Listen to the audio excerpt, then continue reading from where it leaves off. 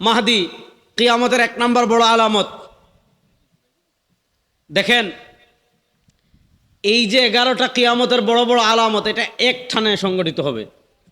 মাহদি আসবেন, খরুজুদ দাজ্জাল, দাজ্জাল আসবে, নুজুল ঈসা, ঈসা আলাইহিস সালাম নামবেন, খরুজ ইয়াজুজ ও মাজুজ, ইয়াজুজ মাজুজ বের হবে, খরুজ দাব্বাতিল আরজ, দাব্বাতুল আরজ বের হবে, তুলুউশ শামসি মিন মাগরিবিহা, সূর্য উঠবে পশ্চিম দিক থেকে, সালাসু খাসফিন ফিল আরদি, পৃথিবীতে 3টা প্রলয়ঙ্কারী ভূমিকম্প হবে, খাসফুন ফিল মাশরিক, একটা হবে পৃথিবীর পূর্ব প্রান্তে, ও খাসফুন ফিল মাশরিক, একটা হবে পৃথিবীর একটা হবে মাশরিক পূর্ব প্রান্তে, একটা হবে মাগরিব পশ্চিম প্রান্তে, ও খাসফুন ফি জাজিরাতিল আরব, আর একটা হবে পৃথিবীর মধ্যভাগে। এই 3 ভূমিকম্প সব ধ্বংস করে দিবে। এরপর আগুন বের হয়ে মানুষকে হাঁকিয়ে নিয়ে যাবে। এগুলা হলো কিয়ামতের মৌলিক আলামত। রাসূল করিম সাল্লাল্লাহু আলাইহি ওয়াসাল্লাম হাদিস শরীফে কিয়ামতের আলামতকে 2 ভাগে ভাগ করেছেন। এ কথা বোঝার আগে যে কথাটা বোঝা দরকার সেটা হলো, আমাদের একটা মৌলিক বিশ্বাস হলো আমরা বিশ্বাস, আমাদের আকীদা, আমাদের ঈমান, আমাদের কোরআন সুন্নাহর সব জায়গায় এটা আছে যে আসমান, জমিন, চন্দ্র, সূর্য, গ্রহ, নক্ষত্র সব মাখলুক ধ্বংস হয়ে যাবে। কুল্লু মান আলাইহা ফান ওয়া ইয়াবকা ওয়াজহু রাব্বিক। আল্লাহ তাআলা সূরাতুল কাসাসে বলেছেন, কুল্লু শাইইন হালিকুন। শাই মানে যেটা অস্তিত্বে এসেছে, মাখলুক। কুল্লু শাইইন হালিক, সব ধ্বংসশীল, সব ধ্বংস হবে। ইল্লা ওয়াজহা।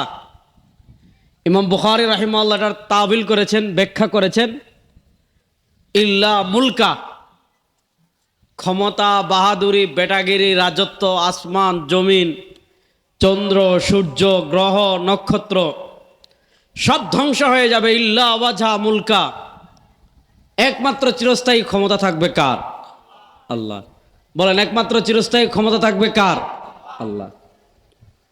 এখন ব্যাপারটা এমন না যে আপনি একদিন ঘুমাইছেন আর ঘুম থেকে উঠে দেখবেন আসমান ভেঙে যাচ্ছে। ব্যাপারটা এমন না যে আপনি একদিন ঘুমিয়েছেন, ঘুম থেকে উঠে দেখবেন সূর্য নাই, পাহাড় নাই, আসমান নাই, জমিন নাই, সব ভেঙে যাচ্ছে। এ হুট করে একদিন সব ভাঙবে না। তো পৃথিবী ধীরে ধীরে ধীরে ধীরে ধীরে ধীরে ধ্বংসের দিকে এগিয়ে যাবে।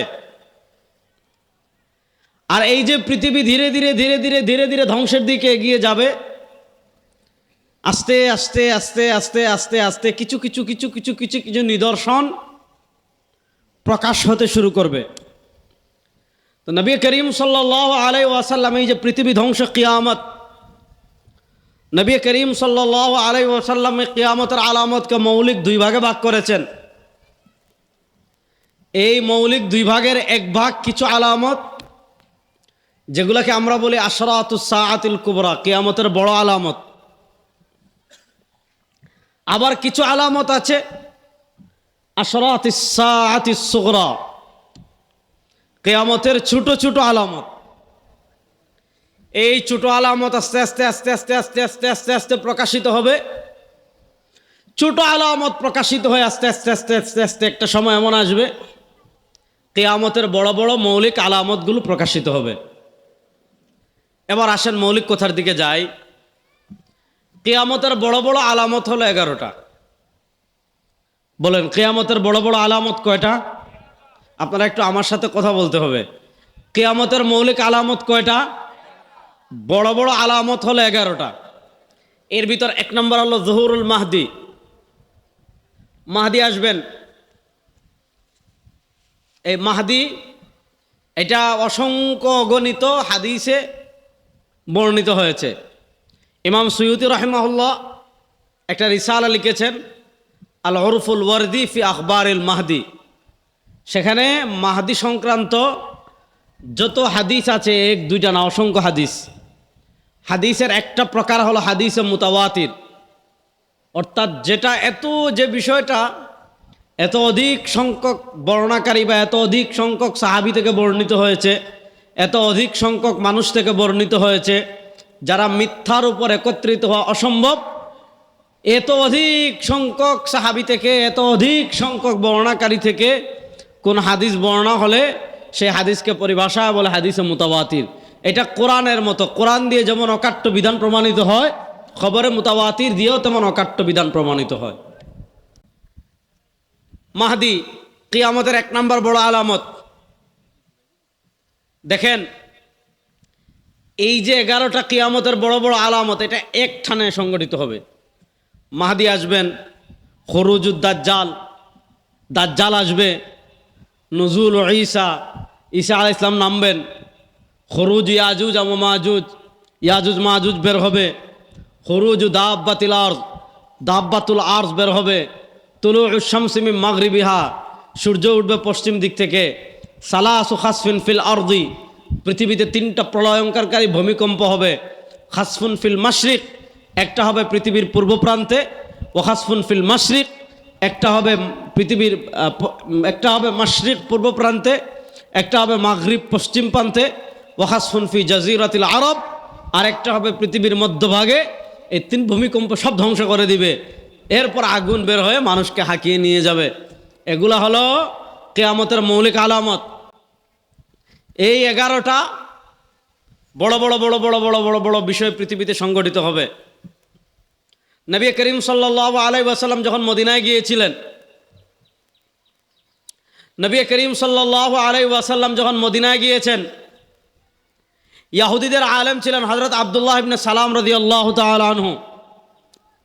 হযরত আব্দুল্লাহ ইবনে সালাম রাদিয়াল্লাহু তাআলা আনহু, তিনি যেহেতু ইহুদিদের পণ্ডিত ব্যক্তিত্ব ছিলেন, তিনি পরীক্ষা করতে চাইলেন যে আসলে আল্লাহ নবী সাল্লাল্লাহু আলাইহি ওয়াসাল্লাম সত্য নবী নাকি মিথ্যে নবী।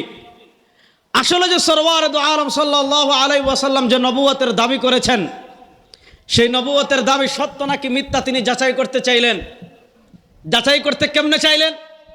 তিনি নবী করিম সাল্লাল্লাহু আলাইহি ওয়াসাল্লামের কাছে আসলেন।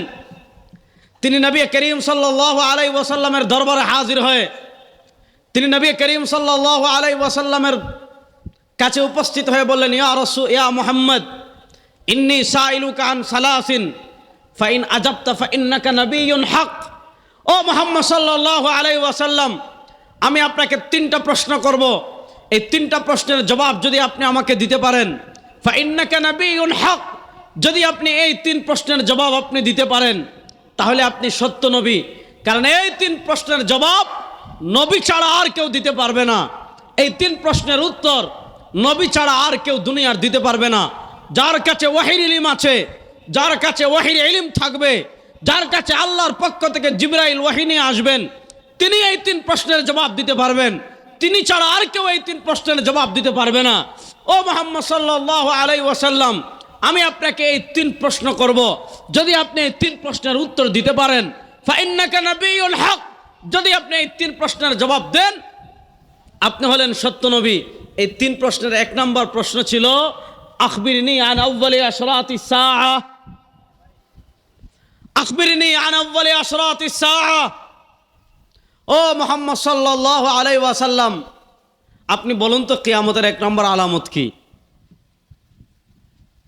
আপনি বলুন কিয়ামতের 1 নম্বর আলামত কি? নবী করিম সাল্লাল্লাহু আলাইহি ওয়াসাল্লাম বলেছেন, আগামীকাল জবাব দেব। অর্থাৎ রাতে জিবরিল ওহী নিয়ে আসবেন, ওহীর মাধ্যমে জেনে জবাব দিব। পরের দিন আসলেন, আল্লাহ নবী সাল্লাল্লাহু আলাইহি ওয়াসাল্লামকে 3টা প্রশ্ন করেছিলেন যে আমাকে কিয়ামতের প্রথম আলামত সম্পর্কে বলেন। 2 নম্বর প্রশ্ন করেছিলেন, আখবিরনি আন আউয়ালি তুআমি আহলিল জান্নাহ, জান্নাতে প্রথম খাবার কি হবে এটা বলেন। আল্লাহ তাআলা জান্নাতীরা জান্নাতে চলে গিয়েছে, জাহান্নামীরা জাহান্নামে চলে গিয়েছে, বিচার শেষ। বিচার কার্য শেষ হওয়ার পর জান্নাতীরা যখন জান্নাতে চলে যাবে, আল্লাহ তাআলা প্রথম সব জান্নাতীদেরকে আনুষ্ঠানিক প্রথম দাওয়াত খাওয়াবেন। আল্লাহ তাআলা আমাদের সবাইকে খাওয়ার তৌফিক দান করুন। আল্লাহ তাআলা সেই দাওয়াতে মেহমান হওয়ার তৌফিক আমাদের সবাইকে দান করুক। ওই আব্দুল্লাহ ইবনে সালাম রাদিয়াল্লাহু তাআলা জানতে চাইলেন, আচ্ছা বলেন তো, ওই যে জান্নাতে আল্লাহ প্রথম জান্নাতীদেরকে মেহমানদারি করাবেন, কি খাওয়াবেন বলেন? 3 নম্বর আরেকটা প্রশ্ন ছিল বাচ্চা সংক্রান্ত। কিছু বাচ্চার চেহারা দেখবেন হুবহু বাপের সাথে মিলে, আবার কিছু বাচ্চার চেহারা দেখবেন হুবহু মায়ের সাথে মিলে। তো আল্লাহ নবী সাল্লাল্লাহু আলাইহি ওয়াসাল্লামের কাছে আব্দুল্লাহ ইবনে সালাম রাদিয়াল্লাহু তাআলা জানতে চাইলেন, বাচ্চার চেহারা কখন বাপের সাথে মিলে আর বাচ্চার চেহারা কখন মায়ের সাথে মিলে? আল্লাহ নবী সাল্লাল্লাহু আলাইহি ওয়াসাল্লাম পরের দিন 1 নম্বর উত্তর দিচ্ছেন, আউয়ালু আশরাতিস সাআ, আব্দুল্লাহ ইবনে সালাম, তুমি আমার কাছে কিয়ামতের প্রথম আলামত সম্পর্কে জানতে চেয়েছিলে। আব্দুল্লাহ ইবনে সালাম শুনো, আউয়ালু আশরাতিস সাআ, কিয়ামতের প্রথম আলামত হলো খুরুজুন নার, আগুন বের হবে। আগুন বের হওয়া কিয়ামতের 1 নম্বর আলামত। আপনি দেখেন কিছুদিন আগে পৃথিবীর সব ধনী, এই বাংলাদেশের চুরচামার চুরচুরটা যেগুলো আছে এগুলো না, এগুলা তো খাইস্টা, এগুলা না, এই যেগুলা জনগণের টাকা চুরি করে ধনী হয়, এগুলা কি ধনী না চোর? জোরে বলেন। এগুলারে জুতা দিয়া পিটাইয়া যতদিন ঠিক করতে না পারবেন। আমাদের সমস্যা কি জানেন? আমরা কিন্তু এই যে জুমার নামাজে মসজিদে জুতা চুরি হয় না? জুতা চুরে ধরতে পারলে কি পরিমাণ পিটানো পিটাই। আপনার 100 টাকার একটা সেরা স্যান্ডেল চুরি করছে, আপনার 200 টাকার, 500 টাকার, 1000 টাকার, 2000 টাকার একটা সেরা জুতা যদি চুরি করে, আপনার পকেট থেকে 500 টাকার একটা নোট যদি চুরি করে, আপনার পকেট থেকে যদি টাকা চুরি করে, এই 1000 টাকার সিটকে চুরে আমরা পিটাই। হ্যাঁ, চুরে পিটানো, এটা আমি আবার বলতেছি না যে আমি চুরের পক্ষ নিচ্ছি না, কিন্তু সমস্যা হলো এই 100 টাকার চুরে আমরা পিটাই, জুতা চুরে আমরা পিটাই, জুতা চুরে পিটাই, পকেট থেকে যারা টাকা চুরি করে তাদেরকে পিটাই। কিন্তু এই রাষ্ট্রের হাজার হাজার কোটি টাকা যে চুরের বাচ্চারা চুরি করে, রাষ্ট্রের লক্ষ লক্ষ টাকা যে গোলামের বাচ্চারা চুরি করে, রাষ্ট্রের ব্যাংক থেকে যে চুরের বাচ্চারা টাকা চুরি করে, রাষ্ট্রের রিজার্ভ থেকে যে চুরেরা টাকা চুরি করে, তাদেরকে আমরা গণধুলাই দিতে পারি না। এজন্য আমাদের দেশে চুরি বন্ধ হয় না। আমাদের দেশে এমন এমন জাতীয় চুর আছে, ওরে বাপ রে বাপ। আমাদের দেশে এক দরবেশ ছিল না, উনি আমাদেরকে সহি হাদিস শিখাতো, সহি হাদিস। উনি বলেছে কি জানেন? উনি বলেছে সহি হাদিসে তেমন প্রবলেম নাই, তবে আল্লাহর কোরআনে কিছু প্রবলেম আছে। এই জানোয়ার কি করেছে জানেন? টাকা চুরি করেছে 57,000 কোটি টাকা। 57,000 কোটি টাকা। এই চোরদেরকে বাংলাদেশের ক্ষমতায় আপনারা আর দেখতে চান? এই চোররা বাংলাদেশের রাজনীতি করুক, এটা আপনারা দেখতে চান? এই 52 বছরে যারা ক্ষমতায় গিয়েছে তারা চুরি করেছে। 52 বছর যারা ক্ষমতায় গিয়েছে ব্যাংক থেকে টাকা চুরি করেছে, শেয়ার বাজার থেকে টাকা চুরি করেছে, রিজার্ভ থেকে টাকা চুরি করেছে। ওই চোরদেরকে বাংলাদেশের ক্ষমতায় আর দেওয়া হবে না। এবার আল্লাহর কোরআনকে বাংলাদেশের ক্ষমতায় নেওয়া হবে ইনশাআল্লাহ। কথা ভালো করে বুঝেন, ওই আমাদের চোরদের কথা বলছি না। পৃথিবীর বড় বড় ধনী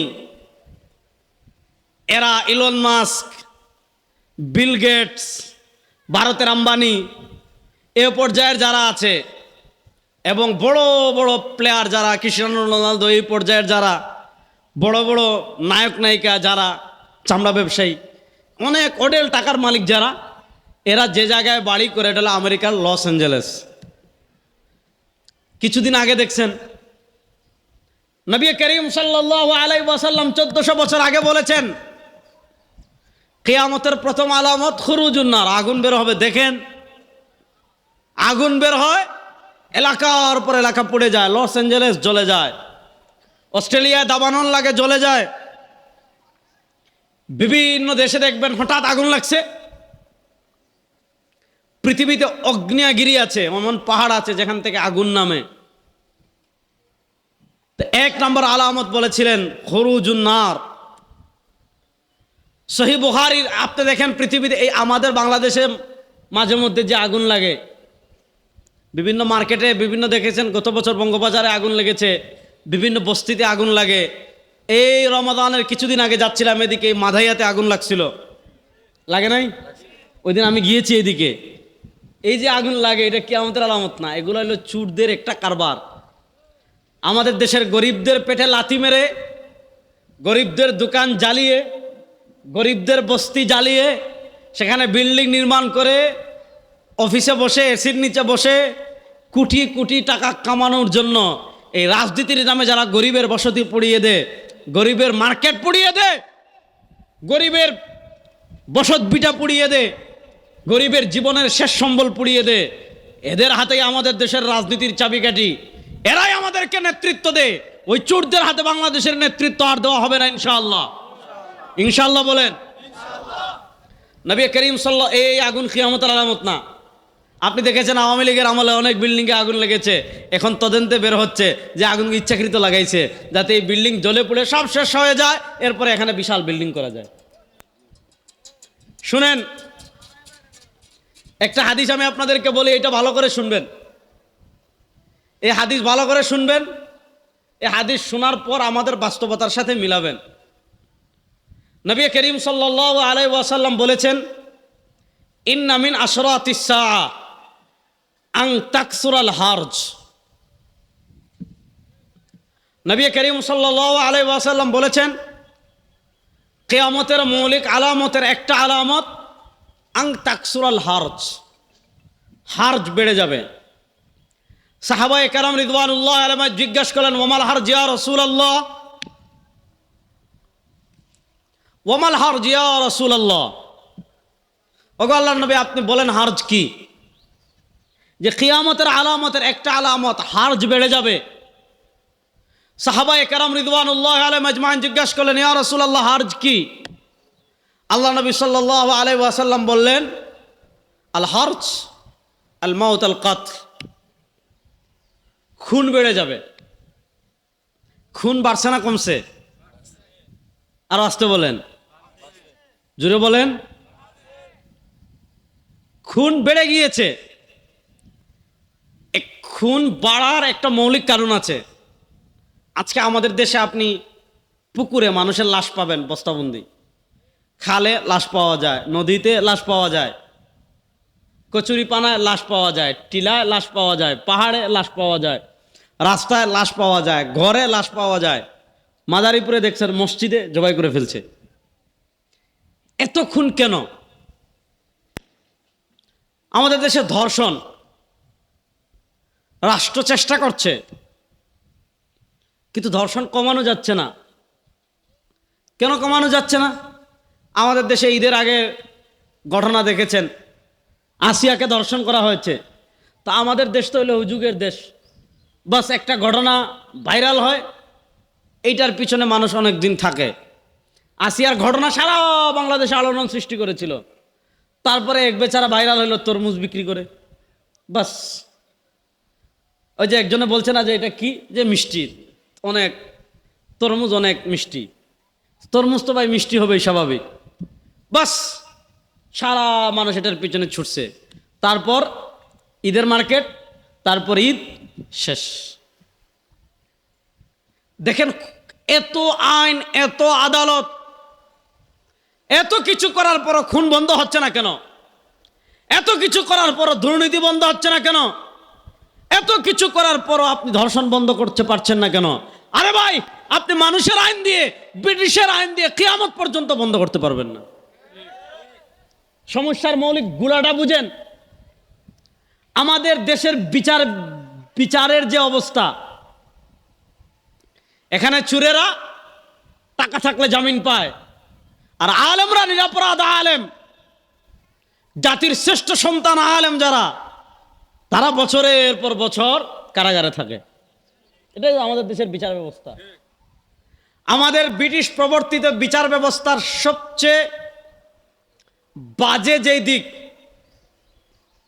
এই বিচার ব্যবস্থা ব্রিটিশ প্রবর্তিত। আচ্ছা বলেন তো, ব্রিটিশ যে আমাদের দেশে ছিল, অর্থাৎ আমাদের ভারত উপমহাদেশে যে ব্রিটিশ ছিল, যুবকরা ভালো করে বুঝেন কথাটা। 1803 সালে মুঘল সম্রাট বাহাদুর শাহ থেকে ইস্ট ইন্ডিয়া কোম্পানি আনুষ্ঠানিক ক্ষমতা নিল। তাইলে এই ইস্ট ইন্ডিয়া কোম্পানি যে 1803 সাল থেকে নিয়ে 1947 পর্যন্ত ক্ষমতায় ছিল, আপনারা বলেন তো, ইস্ট ইন্ডিয়া কোম্পানি এদেশের মালিক ছিল না ডাকাত? কথা কয় না, একটু জোরে বলেন না, মালিক ছিল না ডাকাত ছিল?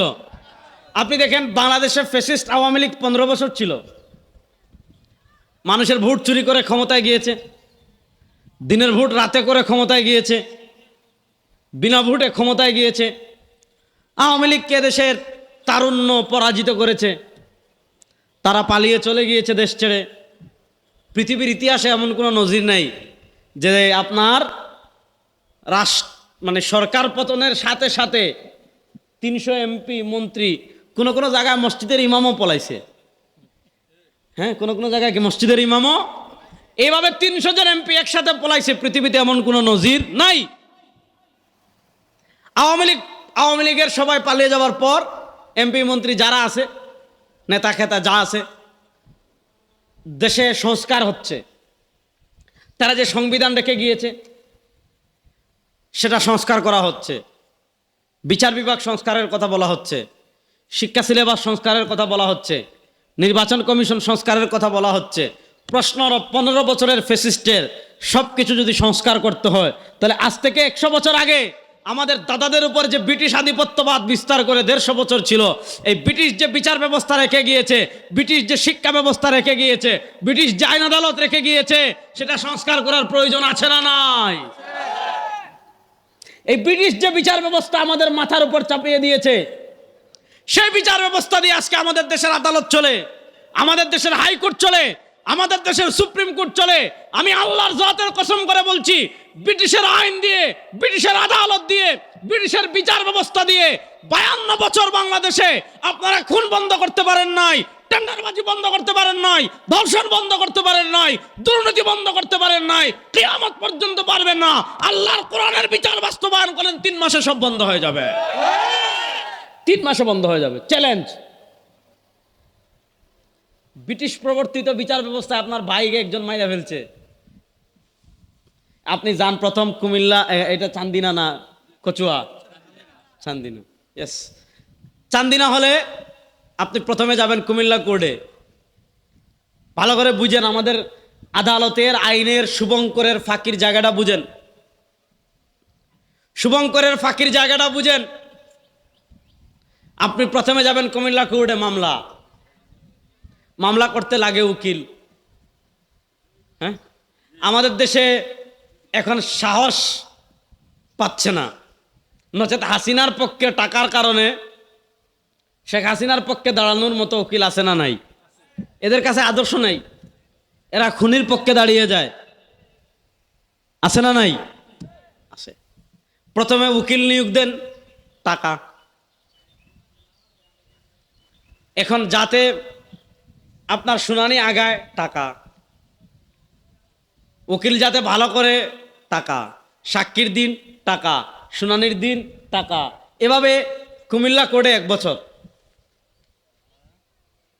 কুমিল্লা থেকে মামলা গেল হাইকোর্টে, 1 বছর, হাইকোর্ট রায় দিল, এবার আপিলের সুযোগ, 1 বছর। সময় যাচ্ছে, কিছুদিন পর পর আপনার শুনানি, আর কি হাজিরা, আর কি টাকা। এখন বেচারার ভাই মারা গিয়েছে, গরিব মানুষ, দেখলো ভাইও হারাইলাম, এবার বিচার পাইতে টাকা টুকা জমি জমা সব বিক্রি করে দেখতেছি ন্যায় বিচার পাবো না। স্বাভাবিকভাবে 1 বছর পর, 2 বছর পর, 3 বছর পর, এক ভাই মারা যাওয়ার পর ভাইয়ের প্রতি যে আবেগ ছিল, 2 বছর 3 বছর পর স্বাভাবিক মানুষের আগের আবেগ থাকে না। আগের আবেগ যদি থাকতো তাহলে মানুষ পৃথিবীতে বাঁচত না। এজন্য নবী করিম সাল্লাল্লাহু আলাইহি ওয়াসাল্লাম বলেছেন, আস-সাবরু ইনদা সাদমাতিল উলা, প্রথম বিপদের সময় ধৈর্য। 4-5 দিন 20 দিন গেলে আপনার যত আপন জনই মারা যাক, একবার আপনার সন্তান মারা যাক, স্ত্রী মারা যাক, বাপ মারা যাক, প্রথম দিকেই তো ধৈর্য, কারণ 1 মাস 2 মাস গেলে মানুষ এমনিতেই ভুলে যায়। তখন দেখলেন বাইরেও হারাইলাম, এখন মামলা পরিচালনা করতে বাড়িঘর সব নিঃস্ব হয়ে যাবে, এখন দরকার নাই, বাইরেও হারাইলাম, জমি জমা হারানোর দরকার কি? বাস বেচারা আর টাকাও দেয় না, উকিলের থেকে মামলার খবরও নেয় না, মামলার মতো ছেড়ে দে। এবার দেখা যাচ্ছে যে খুন করেছে, তার টাকা আছে, তার নেতা আছে, তার দুলাভাই আছে, তার অমুক আছে। এখন দেখা গেল সে ঘুষ দিয়ে জামিন নিয়ে বের হয়ে যায়, ঠিক কিনা? এরকম বিচার ব্যবস্থা দিয়ে আপনি খুন বন্ধ করতে পারবেন না। ইসলাম বলে ইন্নান নাফসা বিন নাফস। এই যে আসিয়ার ঘটনা আজকে 1 মাসের বেশি হয়ে গেল, বিচার এখন হয় নাই। ইসলাম বলে আপনার অপরাধ এখন প্রমাণিত, আপনি খুন করেছেন প্রমাণিত, 5 জন মানুষ দেখেছে আপনি খুন করেছেন, অথবা আপনি নিজে স্বীকার করেছেন আপনি খুন করেছেন, স্বীকারোক্তি অথবা সাক্ষী দ্বারা যদি প্রমাণিত হয়ে যায় আপনি খুন করেছেন, ইন্নান নাফসা বিন নাফস। যদি নিহতের পরিবার অভিভাবকরা রাজি থাকে দিয়তের মাধ্যমে, আপনার সহায় সম্পত্তি 14 গোষ্ঠীর সব বিক্রি করে দিয়ত দিবেন, কোটি কোটি টাকা। আর যদি দিয়তে রাজি না হয়, আর কোনো আপিল মোশন নাই, কোনো জজ নাই, কোনো হাইকোর্ট নাই, কোনো সুপ্রিম কোর্ট নাই, কোনো ওকিল নাই, কিচ্ছু নাই। এখন যদি প্রমাণিত হয় এখন আপনি খুন করেছেন, আসরের আগে আপনাকে ফাঁসিতে ঝুলাতে হবে। আপনি এখন খুন করেছেন, এখন প্রমাণিত, আসরের আগে যদি আপনার শাস্তি প্রয়োগ হয়। পৃথিবীতে আর কেউ খুন করার আগে নিজের জানের চিন্তা করবে কি করবে না? আপনি দেখেন পৃথিবীতে এই আইনগুলো যেই রাষ্ট্রে আছে, আফগানিস্তানে যান, ইমারতে ইসলামিয়ার আমার তালেবান বা এরা ক্ষমতায় পাওয়ার 14 আগস্ট না 21 আগস্ট পেয়েছিল যতটুকু মনে পড়ে, 2021-এর 22, 23, 24, 25, 4 বছরের কাছাকাছি। আপনি দেখেন আফগানিস্তানে একজন মানুষ আরেকজনকে, আফগানিস্তানের নিরীহ মানুষ কজন খুন হয়েছে? হ্যাঁ, ওই কিছু সন্ত্রাসীরা খারিজিরা কিছু জায়গায় বোম মেরেছে, ওটা ভিন্ন কথা, এটাও তো নিয়ন্ত্রণ করা হচ্ছে। কিন্তু আপনার জমিন নিয়ে, সামান্য টাকা নিয়ে, সামান্য পয়সা নিয়ে, দুনিয়ার সামান্য স্বার্থের কারণে খুন নাই। সৌদি আরব খুন নাই, মিডল ইস্টে খুন নাই। কেন নাই? কারণ খুন করলেই আপনার মাথা আর দুনিয়াতে থাকবে না। আপনি ধর্ষণের বিচার নিশ্চিত করেন, ইসলাম বলেছে গর্ত করে এতটুকু পর্যন্ত মাটিতে পুঁতেন, তারপর পাথর মেরে নিক্ষেপ করেন, পাথর নিক্ষেপ করে হত্যা করেন।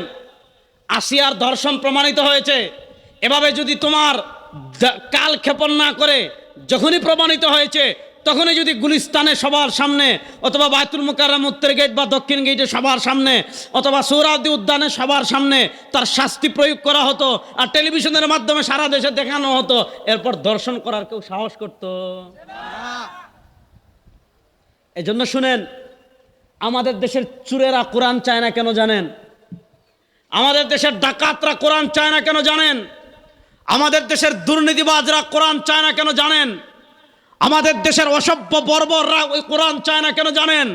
কারণ কোরআন আসলে আর তারা খুন করাতে পারবে না, কোরআন আসলে আর তারা দুর্নীতি করতে পারবে না, কোরআন আসলে আর তারা আমোদ ফুর্তি করতে পারবে না, কোরআন আসলে আর তারা ধর্ষণ করতে পারবে না, কোরআন আসলে আর তারা চাঁদাবাজি করতে পারবে না, কোরআন আসলে আর তারা টেন্ডারবাজি করতে পারবে না।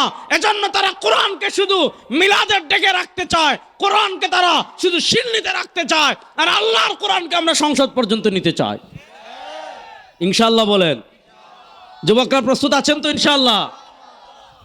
এই খুন বন্ধ করার একমাত্র পথ আল কোরআন, একমাত্র পথ আল কোরআন। তো কিয়ামতের একটা আলামত, হত্যা বেড়ে যাবে। এখন তো মানুষ, আমাদের দেশে যে অবস্থা, ফুটবল খেলে ব্রাজিল আর আর্জেন্টিনা, আমাদের দেশ থেকে হাজার হাজার মাইল দূরে। কথা বুঝেন? একজন সাপোর্ট করে ব্রাজিল, আর একজন সাপোর্ট করে আর্জেন্টিনা। এখন দেখা যাচ্ছে এক দল গোল খাইছে, আরেক দলের সমর্থক গিয়ে তার সামনে টিটকারি মারতেছে। ও বেচারার হয়েছে মাথা গরম, দিছে থাপ্পড়, ও দিছে ওরে থাপ্পড়, লাগছে ঝগড়া, বস সুরিয়ে না একজন আরেকজনে মেরে ফেলছে। 2022 সালে যখন বিশ্বকাপ হয়, বাংলাদেশে ব্রাজিল আর্জেন্টিনার সমর্থক নিয়ে মারামারি করে খুন হয়েছিল 22 জন না 21 জন। এ হলো আমাদের দেশের অবস্থা। নবী করিম সাল্লাল্লাহু আলাইহি ওয়াসাল্লাম বলেছেন, কিয়ামতের আলামত আন তাকসুরাল কাত, খুন বেড়ে যাবে। আরেকটা আলামত আন তাকসুরাজ জালাজিল, ভূমিকম্প বেড়ে যাবে। ভূমিকম্প বাড়ছে না? এই তো কিছুদিন আগেও হলো। শুনেন, বাংলাদেশের মানুষ গত সপ্তাহে দেখেছেন কি অবস্থা। মায়ানমার কিন্তু আমাদের থেকে বেশি দূরে না, আমাদের সীমান্ত আছে তাদের সাথে, টেকনাফে। মায়ানমার কিন্তু আমাদের খুবই কাছে। এই গত সপ্তাহে 7 কত মাত্রার ভূমিকম্প মায়ানমারে হয়েছে, থাইল্যান্ডে হয়েছে। আমাদের দেশের সেনাবাহিনী গিয়েছে উদ্ধার কাজে।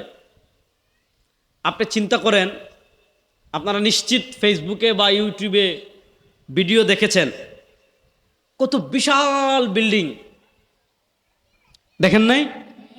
কত বিশাল বিল্ডিং মুহূর্তের ভিতর ভেঙে পড়ে গিয়েছে। 1 সেকেন্ড লাগে নাই, 1 সেকেন্ড লাগে নাই, বিল্ডিং ভেঙে পড়ে গিয়েছে। কিয়ামতের আলামত, ঘন ঘন ভূমিকম্প হবে। বাংলাদেশের মুসলমান, আমাদের বিজ্ঞানীরা সতর্ক করছে বারবার,